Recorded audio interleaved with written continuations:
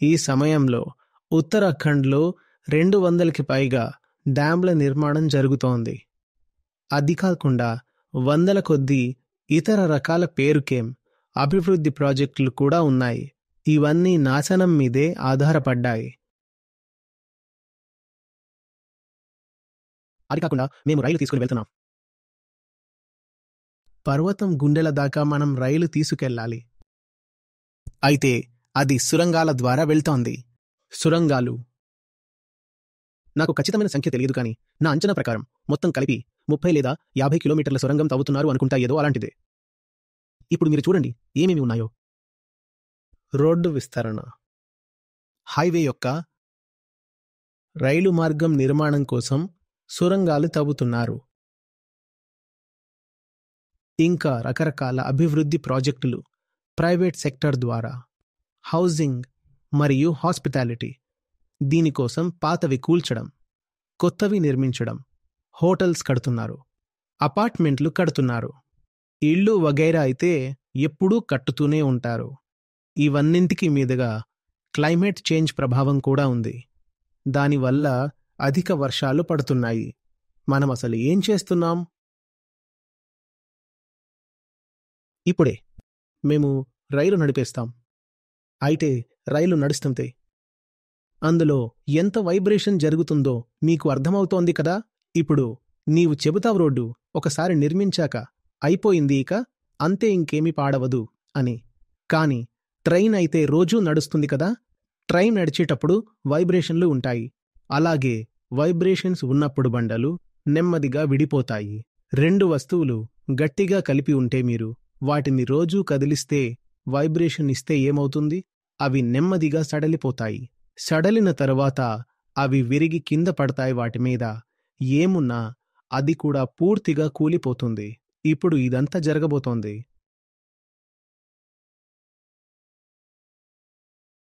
ధర్మం ధర్మం ధర్మం అని నినాదాలు గత 20 నుండి 30 సంవత్సరాల్లో భారత్లో ఎంతగా వినిపించాయో అంతగా ముందు వినిపించలేదు.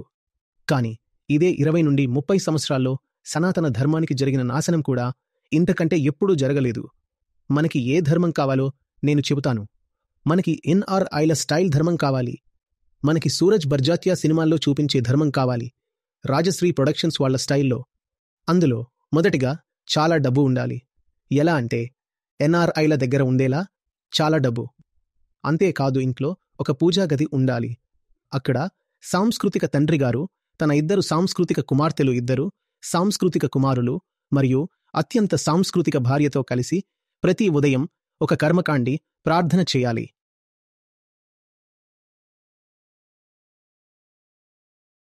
అంత తర్వాత మొత్తం కుటుంబం లడ్డూ గుజియా తింటుంది. అందరూ కలిసి నాట్యం చేస్తారు. వీళ్ల పెళ్లిళ్ళు చాలా గ్రాండ్గా జరుగుతాయి. సగం సినిమా అంతా పెళ్లిపైనే ఆధారపడి ఉంటుంది. అందులో మొత్తం సాంస్కృతిక కుటుంబం డాన్స్ చేస్తుంది. ఇదే మన శివజ్ఞేశ్వాస్ ఆదర్శం. ఐడియల్ హిందూ కళ అనేది ఇదే. అక్కడ ఎవరినైనా అడిగి చూడు, గీతలో 2 మాటలైనా తెలుసా అని ఎవరికీ తెలియదు.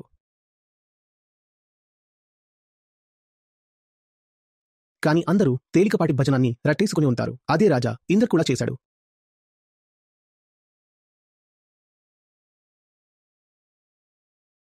అది అందరూ ముక్తాయం చేసుంటారు కదా.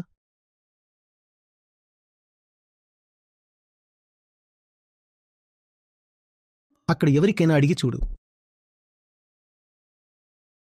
అద్వైతమా లేక సాంఖ్యమా లేదా బౌద్ధుడు, ఏదైనా తత్వశాస్త్రం గురించి పోల్చుతూ ఏదైనా వ్యాఖ్య చెయ్యి. అలాగైతే ఓసారి ఆలోచించి మన ముఖం చూస్తూ ఉండిపోతారు. కాని వాళ్ళని అడుగు, మీరు చాలా ధార్మికులు కదా అంటారు. అవును, మేము ధార్మికులమే. అప్పుడు చెబుతారు, ఇదిగో లడ్డూ తినండి, స్వచ్ఛమైన దేశీ ఆవు నెయ్యితో తయారైంది. మరి మన ధర్మం ఏంటి? దేశీ ఆవు నెయ్యి.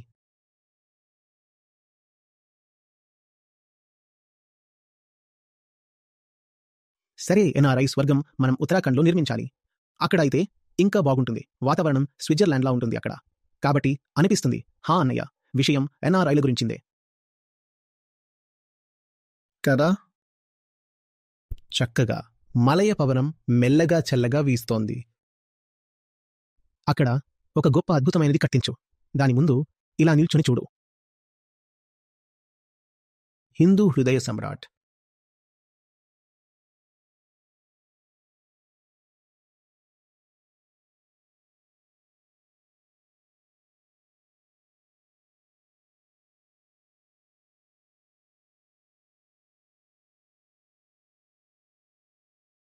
రిషికేశ్లో సాధారణ రెస్టారెంట్లలో కూడా మాంసం అమ్మడం మొదలైంది. ఇది ఇంతకుముందు ఉండేది కాదు.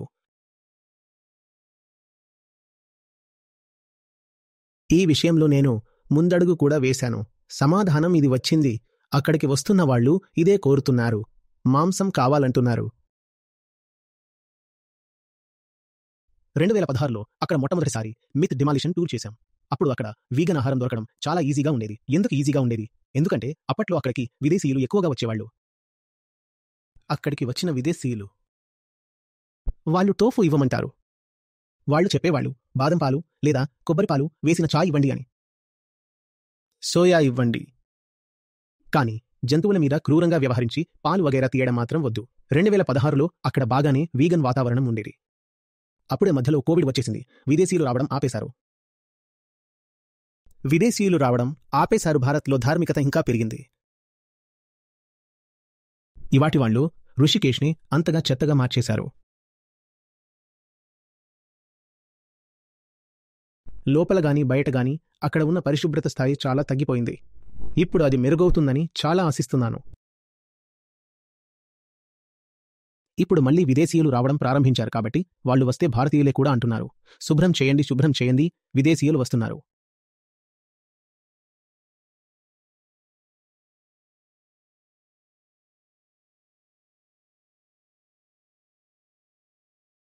లోకాలు నన్ను తెలుసుకుంటారు. వాళ్లతో మాట్లాడితే నిజం ఏదైతే ఉందో అదే చెబుతాను. వాళ్ళు అంటున్నారు ఇప్పటికీ ఇక్కడ ఉన్న విదేశీయులు మాస్క్ అసలు అడగరు, కానీ ఈ దేశీయులే వస్తే వీళ్ళకి మాస్క్ కావాలి. ఇంకా అంటున్నారు మేము చల్లటి చోటుకి వస్తాం. బీర్ చికెన్ లేకుండా హిల్స్కి వెళ్లిన మజా ఏమీ ఉండదు. Beer chicken 6.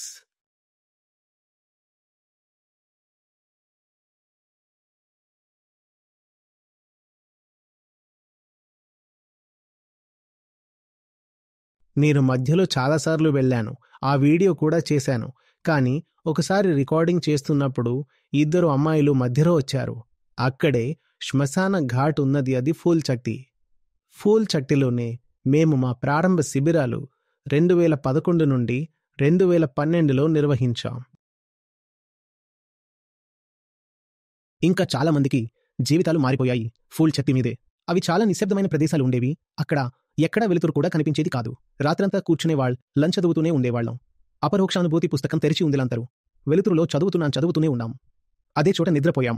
ఉదయాన్నే లేచి చూస్తే నీళ్లు పెరిగిపోయాయి, పూర్తిగా కాళ్ల దాకా వచ్చాయి. అక్కడ మట్టిలోనే పడుకుని ఉన్నాం. మరియు అక్కడ చాలా అద్భుతమైన అనుభవాలు ఉన్నాయి. చాలా చోట్లకి వెళ్ళాము, చాలా నేర్చుకున్నాను. ఇప్పుడైతే పరిస్థితి ఇలాంటిది. నువ్వు పూల చట్టి మీద నడిచినా నిప్పులా కాలిపోతావు, రక్తం కారుతుంది. చెప్పు ఎందుకు ఇలా? బీర్ పగిలిన సీసాలో. ఇది మన అభివృద్ధి జరుగుతోంది. మేము చాలా సంతోషంగా ఉన్నాము. అవుని, మొత్తం విషయంలో ఋషికేశ్ ఎకానమీ ఖచ్చితంగా అభివృద్ధి చెందినట్టే. ఎందుకంటే హోటళ్ల సంఖ్య పెరిగిపోయింది. రాఫ్టింగ్ బాగా జరుగుతోంది. అడ్వెంచర్ స్పోర్ట్స్ నడుస్తున్నాయి. మటన్ వగైరా సాధారణ ఆలు, మెంతికూర కంటే ఖరీదైనవే కదా, అందుకే వాటి వల్ల జీడీపీ పెరుగుతుంది.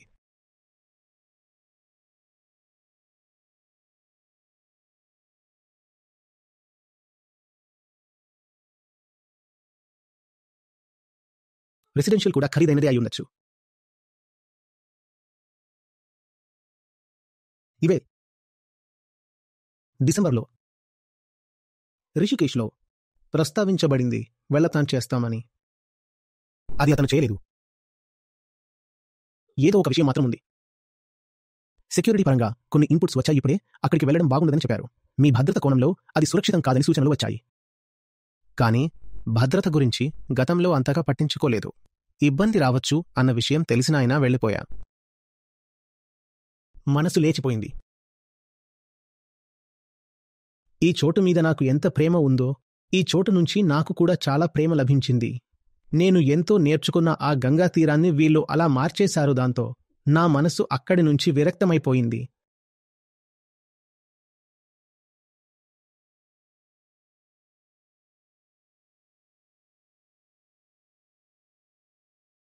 నిజంగా నేను కోరుకుంటున్నాను. అక్కడ విదేశీయులు రావాలి, ఇంకా చాలా మంది విదేశీయులు రావడం మొదలుపెట్టాలి. బహుశా అప్పుడే పరిస్థితి కొంచెం మెరుగవుతుందేమో. ఎందుకంటే వాళ్ళు ఇక్కడ హోటళ్ల కోసం రావడం లేదు, వాళ్ళ దగ్గరే చాలా మంచి మంచి హోటల్స్ ఉన్నాయి.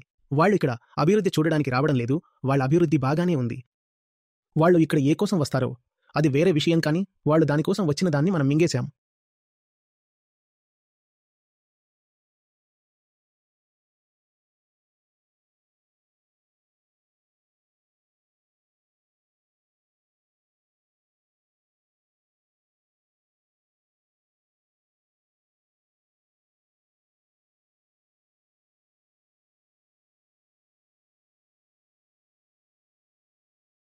నాకు ఎలాంటి యాక్సెస్ లేదు కాబట్టి ఈ చార్ధామ్ ప్రాజెక్ట్ ఫీజిబిలిటీ రిపోర్ట్ అసలు ఏమిటో తెలుసుకోలేను. కానీ చెట్లను కోస్తున్నదమ్మి నేను నా కళ్లతోనే చూశాను కదా. ప్రతి 200 మీటర్లకి ఎర్త్ మూవర్స్ నిలబడి ఉన్నాయి. అవి కొండలను కోస్తున్నాయి.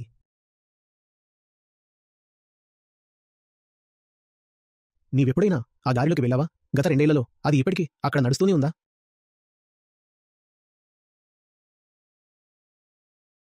ఈ మొత్తం విషయంలో వాస్తవానికి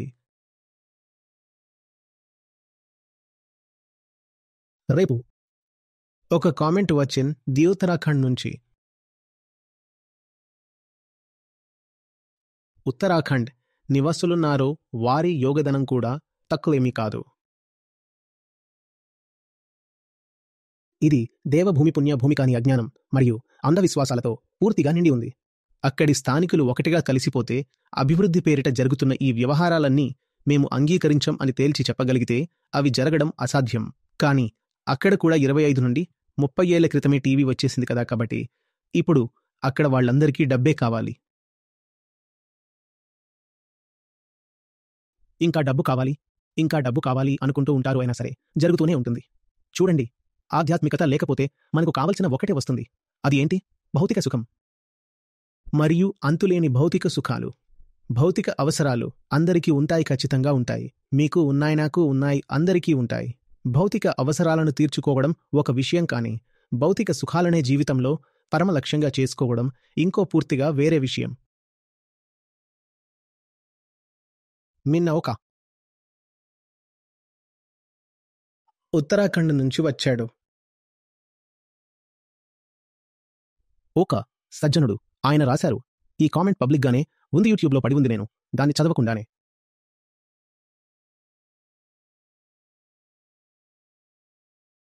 నేను ఉత్తరాఖండ్లో పుట్టాను కాబట్టి నా చుట్టూ మాంసాహారం ఉండటం సహజమే. ఇప్పటికీ అలాగే ఉంది. కానీ జంతువుల పట్ల కరుణతో నేను మాంసాన్ని తినడం మానేశాను. అయితే 9వ తరగతిలో మా టీచర్ నాతో చెప్పారు, మైనస్ మొక్కల ప్రాణాలు కూడా పోతాయి కదా అని. ఆ లాజిక్ విని నేను మళ్లీ మాంసాహారం మొదలుపెట్టేశాను. 11వ తరగతిలో ఉన్నప్పుడు ఒకసారి మాంసం దుకాణం దగ్గర నేను చూసిన దృశ్యం ఇప్పటికీ నా కళ్ల ముందు నిలుస్తుంది. ఒక కోడిని చాలా క్రూరంగా చంపారు. మొదటగా దాని కాళ్లు కోసారు, తర్వాత తలకోశారు. అది తడుముకుంటూ ప్రాణాలు విడిచిన తర్వాత దాని చర్మాన్ని లాగితీసి ముక్కలు చేశారు. దానిని ఇతర కోళ్లు చూస్తున్నాయి. వాటిలో భయం కనిపిస్తోంది. అయినా నేను చెడ్డ ఆలోచనల వెనుక దాక్కుని ఈన్ని చూసిన తర్వాత కూడా నిశ్శబ్దంగా కూర్చున్నాను. అక్కడి నుంచి కోడి మాంసం కాకుండా చేప మాంసం కొనుగొట్టి ఇంటికి తీసుకెళ్లాను.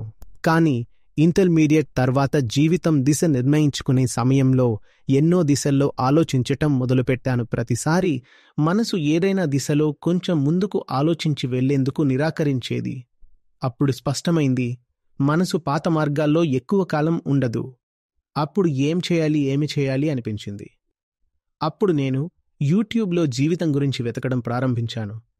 అప్పుడే మొదటిసారి ఆచార్యజీని విన్నాను. ఆ సమయంలో నాకు ఎంతవరకు అర్థమయ్యిందో, జీవితం అనే రైలు ముందుకు కదలడం మొదలైంది. తర్వాత మాంసం తినడం మానేశాను. కొన్ని రోజులు గడిచాక పాలు కూడా మానేశాను. ఆ తర్వాత ఆలయానికి తీసుకెళ్లే పూలు కూడా అవి నేలపై తానే పడిపోయినవైనా పంపించటం మానేశాం. తర్వాత తిన్న పండ్ల గింజలను కూడా వేరే వేరే చోట్ల వేయడం మొదలుపెట్టాను. కొన్నింటిని నాటడం కూడా చేశాను. ఆ తర్వాత సూక్ష్మజీవుల జీవితం గురించి కూడా ఆలోచిస్తూ నా ఎంపికలను మార్చడం ప్రారంభించాను.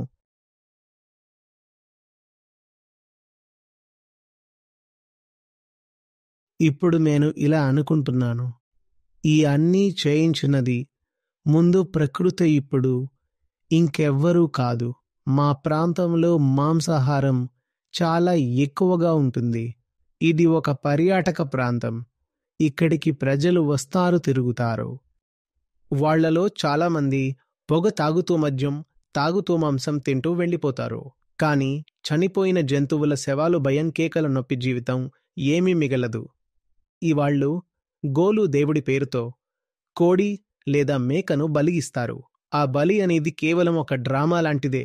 కత్తిరించి దేవుడికి అర్పించినట్టు చేసి చివరికి వాళ్లే తింటారు. నిజంగా వీళ్లకు కొంచెమైనా సిగ్గుంటే గోలు దేవుడితో ఇలా చేయరు. గోలు దేవుడు ఈ ప్రాంతంలో మేకల్ని మేపేవాడు. ఆయనకి ఆ మేకలతో చాలా ప్రేమతో కూడిన సంబంధం ఉండేది. ఇంతవరకు ఆయన శత్రువు కూడా గోలుని చంపడానికి ఆ మేకల్నే ఓ సాధనంగా వాడాడు. గోలు ఒక మేకను రక్షించేందుకు వెళ్ళినప్పుడు ఆ శత్రువు దొంగతనంగా వచ్చి ఆయన మెడపై కొట్టాడు. అప్పుడు గోలు తన మెడ నుంచి వచ్చే రక్తాన్ని ఆపేందుకు ఒక కప్పు కట్టె రక్తస్రావాన్ని ఆపుకుని చివరికి ఆ శత్రువునే చంపేశాడు. మరియు చివరికి ఆయన చివరి క్షణాలు కూడా ఆ మేకలతోనే ఎంతో దయతో గడిచిపోయాయి. కాని అదే చోట ఎప్పుడో ప్రేమ కరుణ పొంగిపొర్లిన చోట గోలు దేవుని వంశీ సంగీతం వినిపించిన చోట ఇప్పుడు మనుషులు అమాయక జంతువుల ప్రాణాలను తీస్తున్నారు. కరుణ, ప్రేమ అనే అమృతధారలు ప్రవహించాల్సిన చోట అక్కడే జంతువుల రక్తాన్ని పారుస్తున్నారు. చివరికి ఒక చివరి మాట చెప్పాలి. చైతన్యం మాత్రమే బోధను తీసుకురాగలదు. అయితే ఆ ప్రాంతం దేవభూమి అయినా అక్కడి స్థానికులలో కూడా అసలు అధ్యాత్మం లేదు.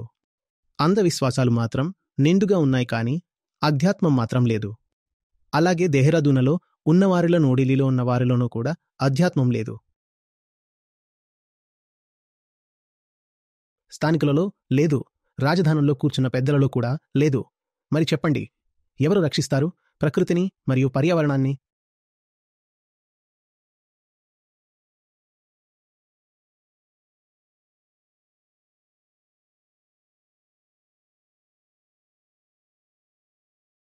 పర్వతాల మీద కాలుష్యానికి ప్రధాన కారణం ఎవరు? అక్కడి స్థానికులేనా? స్థానికులు పర్వతాలను కాలుష్యం చేస్తారా? కాదు. స్థానికులకి పర్వతాల పట్ల కొంత ప్రేమ మాత్రం ఉంటుంది. కాని పర్వతాలను నాశనం చేసేది ఈ పర్యాటకులే. ఇంకా మీరు అదే పర్యాటకులను మరింతగా అక్కడికి ఆహ్వానిస్తున్నారు. ఎందుకయ్యా అన్నావు అంటారు. ఆర్థిక వ్యవస్థ కోసం కొండలలో ఉండేవాళ్లకు డబ్బు రావాలి అంటారు. అయితే ఒక పని చేయకుండల వాళ్లకి సబ్సిడీ ఇవ్వి. అది చాలా మంచిదే. వాళ్లకు 100 ఏళ్ల సబ్సిడీలు ఇవ్వండి. మీరు నిజంగా కోరుకుంటున్నది పర్వత ప్రాంతాల ప్రజల చేతిలో కొంత డబ్బు ఉండాలని అయితే అందుకోసం పర్వతాలను ఎందుకు నాశనం చేస్తున్నారు? పర్వత ప్రజలకు సబ్సిడీ ఇవ్వండి. అదొక మంచి విషయం. మొత్తం దేశం సిద్ధంగా ఉంది. మొత్తం దేశం చెల్లించే పన్నులో సగానికి పైగా నీవు నీ అవినీతిలో తింటావు కదా, సరేనా? నీ అవినీతిలోనే, సరేనా? మనమిచ్చే పన్నులు నిజంగా అభివృద్ధి పనులకే ఖర్చవుతున్నాయంటే నువ్వు నమ్ముతావా? మనం కష్టపడి ఇచ్చే ట్యాక్స్ అంతా ఈ నాయకులు, మంత్రులే తినేస్తున్నారు. నీకు పర్వతాల గురించి అంతగా చింత ఉంటే మనం ఇచ్చే ట్యాక్స్ను ఉపయోగించి అక్కడి ప్రజలకు సబ్సిడీలు ఇవ్వండి. వాళ్ళ ఆర్థిక పరిస్థితి మెరుగవుతుంది. కానీ పర్వతాలను ఎందుకు కాపాడాలి?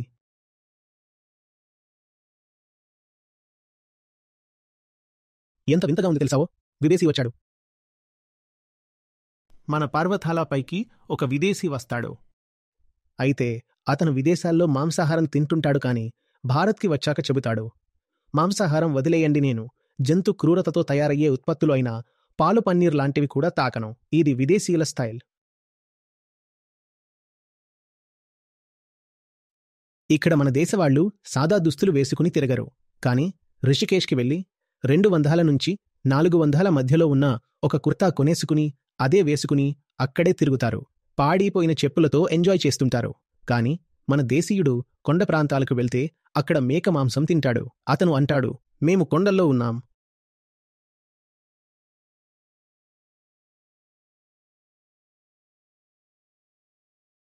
విదేశీ మనిషి మాంసాహారి అయినా కొండల మీదకి వచ్చాక శాకాహారిగా మారిపోతాడు. కాని మన దేశవాడైతే ఇంట్లో శాకాహారి అయినా కొండల మీదకి వెళ్లగానే అత్యాచారికి మారిపోతాడు. అది పూర్తిగా నిస్సందేహంగా ఒక అత్యాచారి. ఇది మన గొప్ప నాగరికత. ఎందుకంటే సంస్కృతంలో ఆధ్యాత్మికత ఎక్కడా లేదు, కేవలం సంస్కృతమే ఉంది. మిట్టు రామ్ రామ్ అంటున్నాడు. అతనితో పాటు ఇంకొకడు కూడా రామ్ రామ్ అంటున్నాడు, కానీ అతను అర్థం లేకుండా సంస్కృతంలో.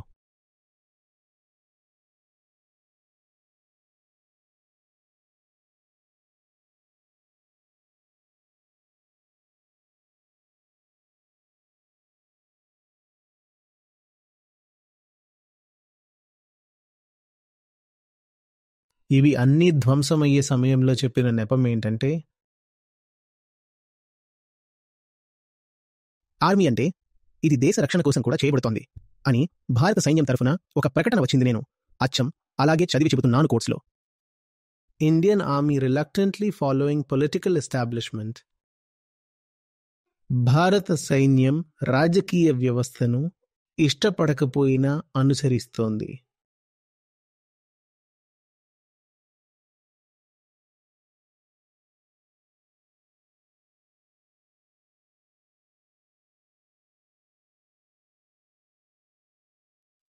Senior advocate Colin Gonsalves, representing the Indian Army, told the Supreme Court that the Indian Army was only following the political establishment's whims some kante pichi.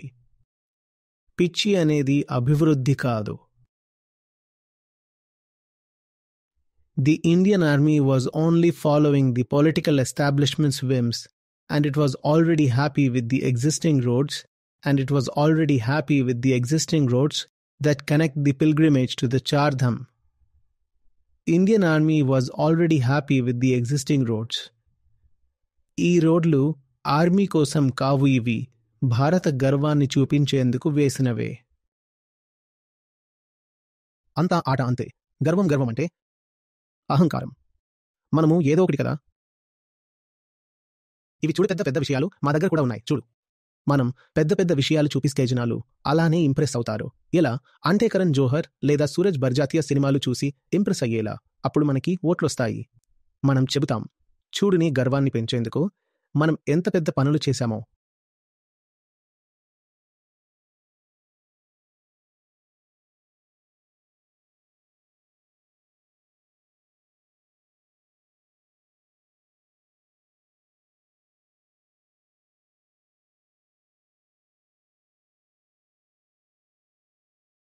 ఇప్పుడే ఆర్మీ ఏమన్నదో వినండి.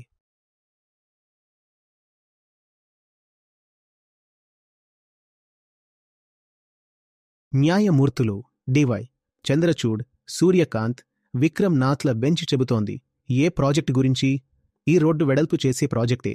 ఈ ప్రాజెక్టు ఎందుకు జరుగుతోంది అంటే 2016లో చారధామ్ పథకం ప్రకటించబడింది. అందులో కొండలపై హైవేల నిర్మాణం కూడా ఉంది. ఇప్పుడు కోర్ట్స్లో ఆర్మీ లాయర్ ఏమంటున్నారు చూడండి. ఇది ఎస్యూవీఎస్ను కొండమీదికి పైకి కిందికి పరుగెత్తించేందుకు వీలు కల్పిస్తుంది. దీనివల్ల చాలా భయంకరమైన ఖర్చు వస్తుంది. దాన్ని బాగా తూచగా చూసుకోవాలి. ఇది ఆర్మీ చెబుతోంది. ఇది ఆర్మీ కోసం కాదు, ఇది ఎస్యూవీఎస్ కోసం తయారవుతోంది. అలా గిరగిరా తిరుగుతూ ఎంజాయ్ చేయడానికి. ఎస్యూవీ అంటే సామాన్యుడు కాదు. ఎస్యూవీ అంటే ఆర్మీ అయితే అసలు కాదు. ఎస్యూవీ అంటే సామాన్యుడు కాదు. ఎస్యూవీ అంటే ఎన్ఆర్ఐలు. అదే ఎన్ఆర్ఐ కలలు. ఎన్ఆర్ఐ అంటే మన దేశీయ ఎన్ఆర్ఐలు కూడా వస్తారు ఇందులోకి. గుర్గావ్ వాడు కూడా. మొదటగా ఎన్ఆర్ఏఐ చాలా ముఖ్యం. ఎందుకంటే అది ఫండింగ్ చేస్తుంది కదా. అదే హిందూ గర్వానికి పెద్ద దిక్కు. అదే డబ్బులు కూడా ఇస్తుంది. కాబట్టి ఈ మొత్తం విధ్వంసమంతా దానికోసమే జరుగుతోంది. మన కోసం కాదు, నీ కోసం కాదు, ఆర్మీ కోసం కూడా కాదు, సామాన్య ప్రజల కోసమైతే అసలు కాదు.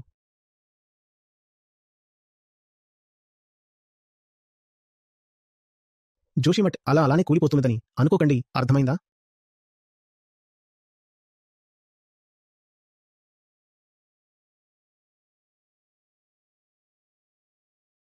ఇది మళ్ళీ ఆర్మీ వాళ్లదే. ఇది కౌన్సిల్ యొక్క ప్రకటన. హిమాలయాలు మనుషులు తాము చేయాలనుకునే పనులు చేయడానికి అనుమతిస్తాయా? మీకు ఏం చేయాలనిపించి నా హిమాలయాలు మీకు అనుమతి ఇస్తాయా అలా చేయమని? పరిణామాలు చాలా భయంకరంగా ఉంటాయి. One of us met Bipin Rawat, Chief of Defence Staff. He said,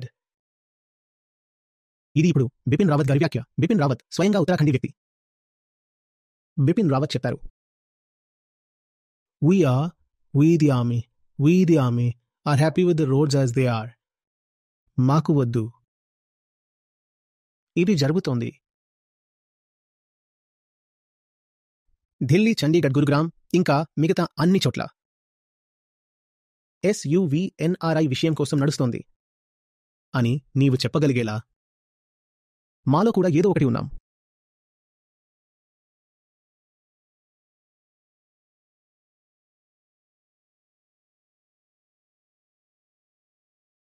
మిగతావన్నీ నేను చెయ్యాలా? నీవు చదువుకోండి ప్లీజ్.